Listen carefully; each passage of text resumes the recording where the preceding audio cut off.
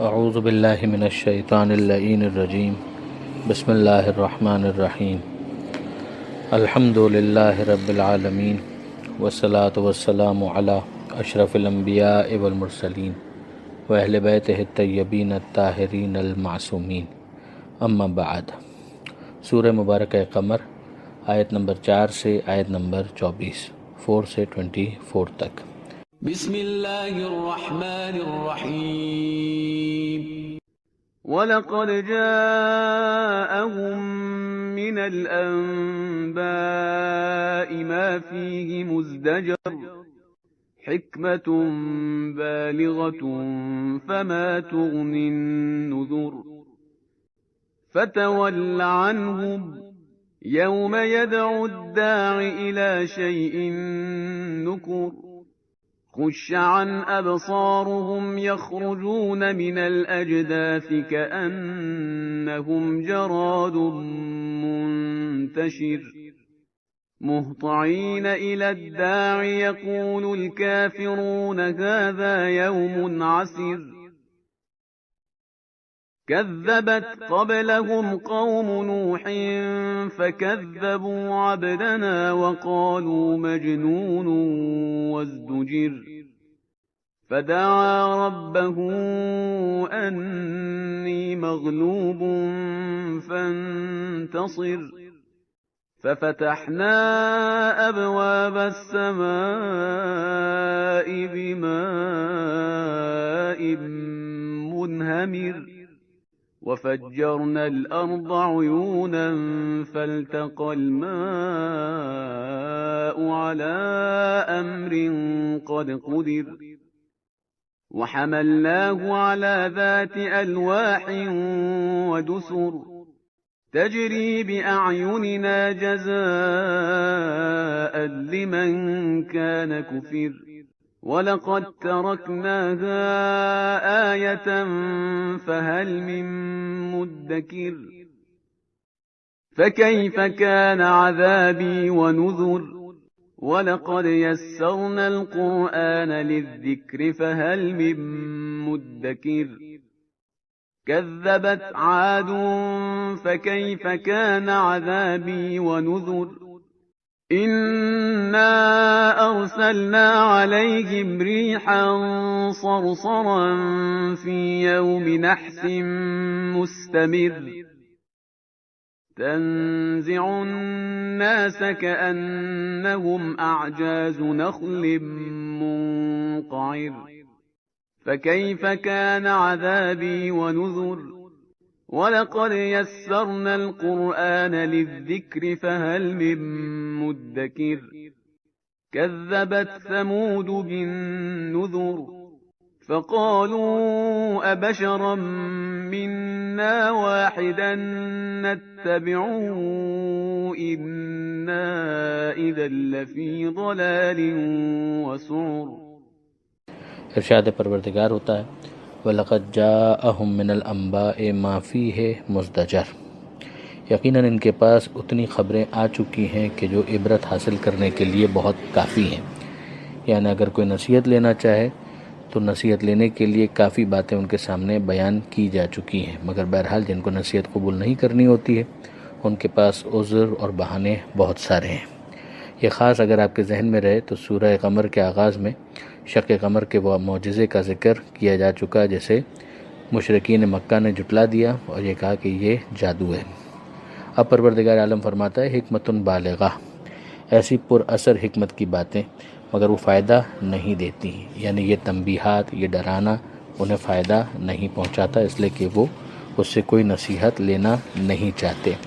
تو نصیحت قبول کرنے کے لیے بھی پہلی شرط آمادگی ہے۔ اگر ایک انسان طے کر کے بیٹھا ہو کہ کچھ بھی دلیل کے طور پر پیش کر دیا جائے اسے قبول نہیں کرنا ہے، تو پھر ظاہر ہے کہ رسول بھی اگر اس کے سامنے کوئی معجزہ پیش کرے تو فائدہ نہیں ہوتا، نصیحت کی کتنی باتیں اس کے سامنے کر دی جائیں کوئی فائدہ نہیں ہوتا۔ تو اس موقع پر پھر اسٹریٹجی کیا ہونی چاہیے؟ فَتَوَلَّ عَنْهُمْ، تو آپ ان سے منہ موڑ لیجئے، یوم یدعو الداعی الی شیء نکر، کہ جب پکارنے والا انہیں پکارے گا اس بات کی طرف جو بہت ہی ناگوار ہے، یعنی وہ پھر وہ خوشگوار نہیں ہوگی بات۔ ظاہر ہے میدان قیامت میں جو حاضری ہے اس سے پہلے اس دنیا سے جانے کا موقع، مرنے کا، اور پھر اس کے بعد برزخ کا، اور پھر اس کے بعد جو بالآخر میدان قیامت میں حاضری ہے کہ جب پکارنے والا پکارے گا تو ان کی کیفیت یہ ہوگی کہ انہیں بہت برا لگ رہا ہوگا۔ خش ان ابصارہم، ان کی آنکھیں، ان کی نگاہیں جھکی ہوئی ہوں گی، یخرجون من الاجداث، اور وہ قبروں سے نکل رہے ہوں گے، کأنہم جراد منتشر، کہ جس طرح سے ٹڈیاں بکھری ہوئی ہوتی ہیں، یعنی پھر ان کا جو انداز ہوتا ہے کہ جو انتشار اس میں نظر آ رہا ہوتا ہے، ایک انارکی کی کیفیت، ویسا ہی انداز اس وقت ہوگا جب یہ لوگ اپنی قبروں سے نکل رہے ہوں گے۔ مہطعین الی الداع، دہشت کے ساتھ نظریں جمائے ہوئے اس کی طرف کہ جو ان کو پکار رہا ہے۔ یقول الکافرون، اور اس دن کافر یعنی انکار کرنے والے کہیں گے، ھذا یوم عسر، کہ یہ بڑا دشوار دن ہے، اور واقعاً قیامت سے بڑا دشوار دن کیا ہو سکتا ہے کافروں اور مشرکوں اور منافقوں کے لیے، بے عملوں کے لیے یا بدعمالوں کے لیے۔ اب اس کے بعد پروردگار عالم نے حضرت نوح علیہ السلام کی قوم کا کچھ ذکر کیا۔ اب یہ اشارے ہی ہوں گے، بہت زیادہ تفصیلات بیان نہیں کی جائیں گی۔ کذبت قبلہم قوم نوح، ان سے پہلے نوح علیہ السلام کی قوم نے جھٹلایا۔ کس کو جھٹلایا؟ فکذبوا عبدنا، تو انہوں نے ہمارے بندے کو جھٹلایا یعنی نوح علیہ السلام کو۔ وقالوا، اور انہوں نے کہا، مجنون وازدجر، کہ یہ تو مجنون ہے، یہ پاگل ہے معاذ اللہ، وازدجر، اور انہیں ڈرایا، دھمکایا گیا، ڈپٹایا گیا، یعنی ان کو بڑی نامناسب باتیں حضرت نوح علیہ السلام کو سننی پڑیں۔ فدعا ربہ، تو انہوں نے اپنے رب کو پکارا، انی مغلوب فانتصر، کہ اے میرے پروردگار کہ میں مغلوب ہو چکا ہوں، یعنی انہوں نے تو مجھے بالکل بے بس کر کے رکھ دیا ہے، فانتصر، تو میری مدد فرما اور ان سے انتقام لے۔ ففتحنا ابواب السماء بماء منہمر، اب یہ وقت آ گیا کہ جب قوم نوح علیہ السلام کے اوپر عذاب نازل کرنا تھا، تو آسمان سے پروردگار عالم نے موسلادھار بارش برسایا۔ ظاہر طوفان آنا تھا تو زمین آسمان ہر طرف سے پانی جو ہے ان کے اوپر آنے لگا۔ فتحنا ابواب السماء، ہم نے آسمان کے دروازوں کو کھول دیا، بماء منہمر، برستے ہوئے پانی کے لیے، تو پانی برسنا ان کے اوپر شروع ہو گیا۔ وفجرنا الارض عیونا، اور ہم نے زمین کو چاک کر دیا تو وہاں سے چشمے بہہ نکلے۔ فالتقى الماء على امر قد قدر، تو پانی مل گیا، یعنی آسمان سے نازل ہونے والا پانی، زمین سے باہر آنے والا پانی، یہ سب مل گئے علی امر قد قدر، تاکہ وہ امر کہ جو مقدر ہو چکا تھا وہ نافذ ہو جائے اور وہ سامنے آ جائے۔ وحملناہ علی ذات الواح ودسر، اور ہم نے نوح علیہ السلام کو سوار کیا ان تختیوں پر اور ان میخوں پر۔ مقصد یہ ہے کہ تختیوں اور میخوں سے بنی ہوئی کشتی پر، کہ وہ جو کشتی نوح علیہ السلام نے سالوں لگائے تھے جس کو تیار کرنے میں، اور ہدایت پروردگار کے مطابق اس کشتی کو تیار کیا تھا، اور اس کشتی کے اوپر ہم نے ان کو سوار کیا، اور وہ بنی ہوئی کس کی تھی؟ تختیوں اور میخوں کی بنی ہوئی تھی۔ تجری بأعیننا، وہ ہماری نگاہوں کے سامنے چل رہی تھی۔ جزاء لمن کان کفر، ان کا بدلہ لینے کے لیے کہ جن کی ناقدری کی گئی تھی۔ جزاءً یعنی سزا دینے کے لیے، لمن کانا کفرا، یہ کس چیز کی سزا تھی؟ وہ جو انہوں نے ناقدری کی تھی، ناقدری جو کی گئی تھی جناب نوح علیہ السلام کی، اسی کا مجہول ہے وہ کرنے والے کون تھے، وہ وہیں کے جھٹلانے والے اور انکار کرنے والے۔ وَلَقَدْ تَرَكْنَاهَا آیَةً، تو ہم نے ان کو ایک نشانی بنا کر چھوڑ دیا، یعنی اب نشانی بنا کر چھوڑ دیا سے مراد ایک تو داستان جو حضرت نوح علیہ السلام کی ہے، یہ خود ایک نشانی ہے اور اس کو بیان کیا گیا، اور ایک یہ کہا گیا کہ خود کشتی جو ہے وہ بھی ایک عرصے تک لوگوں کے لیے پر ایک عبرت کا نشان تھا، کہ پروردگار عالم نے اس کو باقی رکھا تاکہ لوگ دیکھیں اور یاد کریں کہ ایک وقت ایسا آیا تھا کہ جب خدا نے اس کشتی کے ذریعے سے نجات دی تھی نوح علیہ السلام اور ان کے ماننے والوں کو، اور وہ جو اس کشتی میں سوار نہیں ہوئے تھے ان کے لیے ہلاکت تھی، غرقابی تھی کہ وہ پانی میں ڈوب گئے تھے۔ بلکہ بعد میں بھی بہت سارے افراد اس بات کے دعوے دار رہے ایک عرصے تک کہ انہوں نے نوح علیہ السلام کی کشتی کو دیکھا، اور اس کا امکان دیا جاتا ہے کہ ممکن ہے کہ مستقبل میں پھر کبھی اس کے آثار بہت واضح ہو کر نمایاں ہو جائیں۔ کچھ کنجیکچرز تو ابھی بھی پائے جاتے ہیں۔ فَهَلْ مِن مُدَّكِرٍ، تو کیا کوئی ہے نصیحت لینے والا؟ فَكَيْفَ كَانَ عَذَابِي وَنُذُرِ، تو کیسا تھا ہمارا عذاب اور ہمارا ڈرانا۔ اب یہ جملے کچھ ہیں کہ جو تکرار ہوں گے، جس طرح سورہ رحمان کے اندر ہے کہ فَبِأَيِّ آلَاءِ رَبِّكُمَا تُكَذِّبَانِ، کہ تم اپنے رب کی کون کون سی نعمتوں کو جھٹلاؤ گے۔ تو آپ دیکھتے ہیں کہ ہر تھوڑی دیر کے بعد وہ سورہ رحمان کے اندر تکرار ہوتے ہیں یہ جملے۔ اسی طرح سے یہاں پر ایک جملہ ہے فَكَيْفَ كَانَ عَذَابِي وَنُذُرِ، یہ بھی کچھ تکرار ہوا ہے کہ کیسا تھا ہمارا عذاب اور ہمارا ڈرانا۔ اور پھر ایک اور جملہ ہے وہ تو کافی تکرار ہوا ہے، وَلَقَدْ يَسَّرْنَا الْقُرْآنَ لِلذِّكْرِ فَهَلْ مِن مُدَّكِرٍ، ہم نے یقیناً قرآن کو نصیحت حاصل کرنے کے لیے آسان کر دیا، تو کوئی ہے نصیحت لینے والا، یعنی کوئی ہے غور و فکر کرنے والا؟ یہ جملہ ڈیفرنٹ انٹرولز کے ساتھ ابھی آپ دیکھیں گے کہ تکرار ہوتا چلا جائے گا۔ اس سے ایک تو یہ سمجھ میں آتا ہے کہ بھائی دیکھو یہ ہمارا ڈرانا پہلے بھی ہوتا رہا نصیحت کے لیے، لیکن ان لوگوں نے نصیحت حاصل نہیں کی اور وہ ہلاک ہو گئے۔ تو اب تم بتاؤ کہ تم کیا کرنا چاہتے ہو، اس قرآن سے نصیحت حاصل کرو گے یا حاصل نہیں کرو گے؟ اب اگر کوئی یہ کہے کہ نہیں قرآن مجید سے نصیحت تم حاصل کرنا چاہتے ہیں، قرآن مجید سے نصیحت حاصل کیسے کریں جبکہ قرآن مجید اتنی مشکل کتاب ہے؟ تو پروردگار عالم نے اس کو سمجھایا کہ ہم نے اس قرآن کو آسان کر دیا ہے۔ آسان کرنے کا مطلب ہی یہ ہے کہ کتاب بہت اعلیٰ، بہت بلند اس کے مضامین، لیکن ساتھ ہی ساتھ ہم نے رسول بھی تو بھیجا ہے۔ اور اسی بات کو پروردگار عالم نے دوسری جگہ پر 2 مقامات پر ارشاد فرمایا کہ انما یسرناہ بلسانک، کہ حبیب اسے ہم نے آسان کر دیا ہے آپ کی زبان کے ذریعے سے۔ تو پیغمبر اکرم صلی اللہ علیہ وآلہ وسلم کی حدیث اور پیغمبر اکرم صلی اللہ علیہ وآلہ وسلم کی سنت، اس کو مائنس کرنے کے لیے یہ آیت نازل نہیں ہوئی ہے، بلکہ اسی کے ذریعے سے پروردگار عالم نے قرآن کو آسان کر دیا۔ بے شک قرآن قابل استفادہ ہے، مگر جو اس کے اندر دقتیں ہیں ان کو سمجھنے کے لیے پیغمبر اکرم صلی اللہ علیہ وآلہ وسلم کے فرامین بہت اہم ہیں، اور اسی کو خدا نے کہا کہ یسرناہ بلسانک، آپ کی زبان کے ذریعے سے ہم نے اس کو آسان کر دیا۔ اور آپ کے بعد پیغمبر اکرم نے حدیث ثقلین میں سیدھی ارشاد فرمایا کہ میں تمہارے درمیان 2 چیزیں چھوڑ کر جا رہا ہوں، کتاب اللہ و اطرتی اہل بیتی، میری کتاب اور اطرت اہل بیت، اپنی اطرت اور اپنی اہل بیت کو بھی چھوڑ کر جا رہا ہوں، تاکہ جو مشکلات آتی جائیں تم ان کو آسان محسوس کرو ان کے ہدایت کی روشنی میں، اور قرآن آسان ہو جائے۔ کذبت عادن، اب یہ نوح علیہ السلام کا واقعہ بس اتنا ہی بیان ہوا۔ اب قوم عاد جن کے پاس جناب ہود علیہ السلام کو بھیجا گیا تھا، کذبت عادن، جھٹلا دیا عاد نے، فکیف کان عذابی و نذر، تو کیسا تھا ہمارا ڈرانا، میرا ڈرانا اور میرا انذار کرنا، میرا عذاب اور میرا انذار کرنا، یعنی میرا عذاب اور میرا ڈرانا، ڈراوا یہ کیسا تھا۔ ان ارسلنا علیہم ریحا صرصرا، یقیناً ہم نے ان کے اوپر بھیجی وہ ہوا، ریحن سرسرن، جو بہت زیادہ ٹھٹھرا دینے والی سرد ہوا تھی، یعنی ایسی ہوا تھی۔ ایک تو ہوا ہوتی ہے جو بہت گرم ہو، وہ بھی ناپسندیدہ اور ناخوشگوار ہوتی ہے۔ ایک ہوا ہوتی ہے کہ جو بہت زیادہ ٹھنڈی ہو اور وہ بھی ناخوشگوار ہوتی ہے۔ ایک ہوتا ہے ایک بڑا مائلڈ کلائمیٹ ہوتا ہے کہ جو انسان کو بہت پسند آتا ہے، لیکن اگر ہوا ایسی سرد ہو کہ جو انسان کو بالکل ٹھٹھرا کر رکھ دے تو وہ بھی عذاب ہے۔ تو پروردگار عالم نے یہاں پر تو بہرحال امتحان کے لیے نہیں بلکہ عذاب ہی کے لیے ان کے اوپر اس ہوا کو بھیجا تھا۔ تو ارشاد ہوا کہ ہم نے ان کے اوپر بھیجا ریحن سرسرن فی یوم نحس مستمر، ہم نے اس دن میں کہ جو ہمیشہ کے لیے منحوس تھا، اس دن ہم نے بھیجا اس ہوا کو کہ جو بہت زیادہ ٹھٹھرا دینے والی سرد ہوا تھی۔ تو یہ تو ہمیں سمجھ میں آیا کہ پروردگار عالم نے ان کے اوپر عذاب نازل کیا، انہوں نے جو جھٹلایا تھا اس کی سزا ان کو ملی، اور ایک ہوا کے ذریعے سے ملی۔ وہ ہوا ایسی تھی کہ جو ٹھٹھرا دینے والی تھی، بہت سرد ہوا تھی، خوشگوار نہیں تھی۔